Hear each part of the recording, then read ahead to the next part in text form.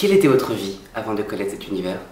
Quand on lit un livre dans sa tête, par exemple, quand je lis un livre dans ma tête, s'il y a un mot compliqué derrière, je l'interprète et souvent ça convient pas au sens de l'histoire et je comprends rien à l'histoire. Ou des fois je saute des lignes, ou je lis comme un robot en m'arrêtant quand il n'y a pas de point et je suis souvent essoufflé quand je lis. J'ai repris goût à la lecture parce qu'avant j'aimais bien lire, mais vu que je lisais mal, j'y arrivais pas trop et donc à un moment je me suis dit si j'y arrive pas, je vaut mieux pas le faire. Et là j'ai repris goût à la lecture et je me sens repris à lire des livres et des romans.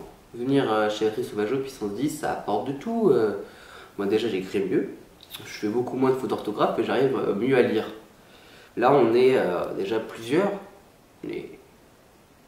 entre adultes, enfants, tout ça. On est plusieurs et on se fait des exercices ensemble, quoi. Et ensemble on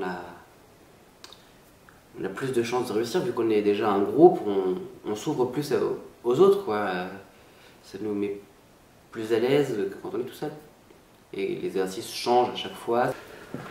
Par exemple, il y en a un que j'aime bien, c'était un exercice d'écriture qui était écrire un texte qu'on nous dictait avec des fautes.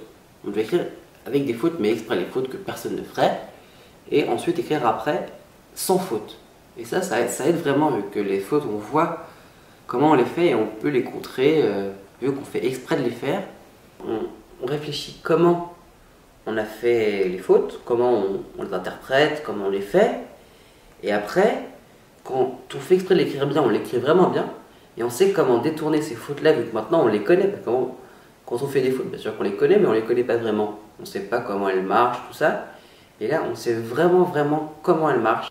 Par exemple, on a une phrase ici, c'était la voiture est rouge.